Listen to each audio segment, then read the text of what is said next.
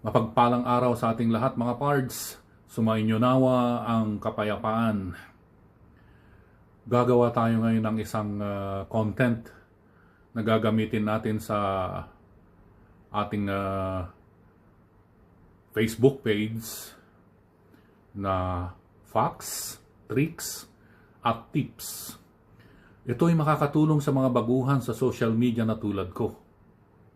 Una kasi sa requirements kung gumawa ka ng Facebook account ay email address. So, gagawa tayo ngayon ng email address.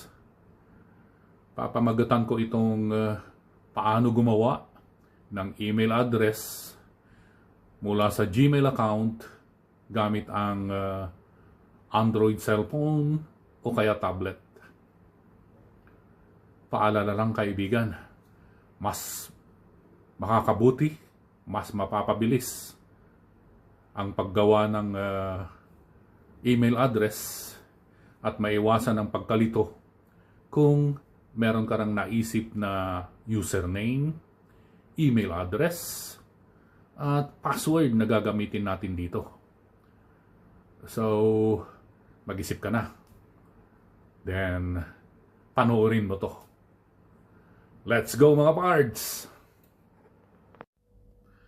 Gamit ang inyong Android cellphone or tablet, click natin itong Google Chrome icon.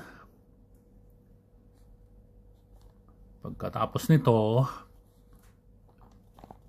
i-search natin yung gmail.com sign up.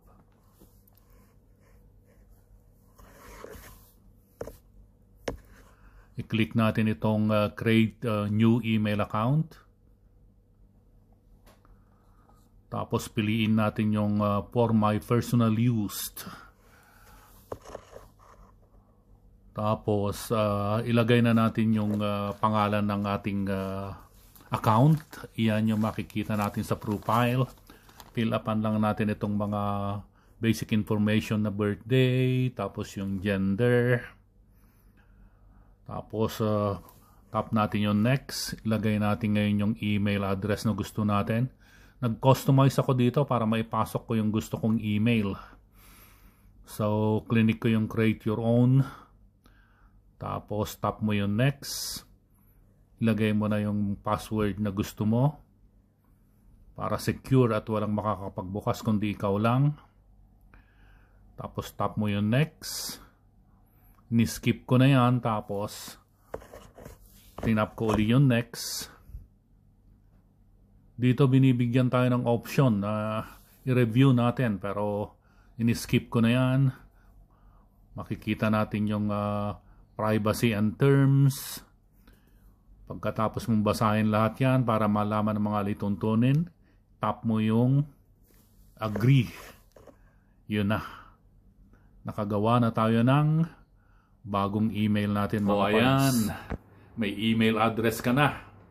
May magagamit ka na para sa pagbuo ng mga accounts sa social media tulad ng Facebook at iba pa. At hindi lang yan. Magagamit mo ito para sa pagtanggap ng mga dokumento mula sa malalayong lugar.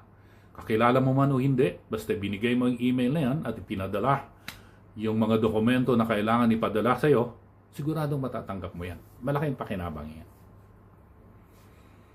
Since umabot ka na rin lang sa puntong ito, pasuhin naman pards.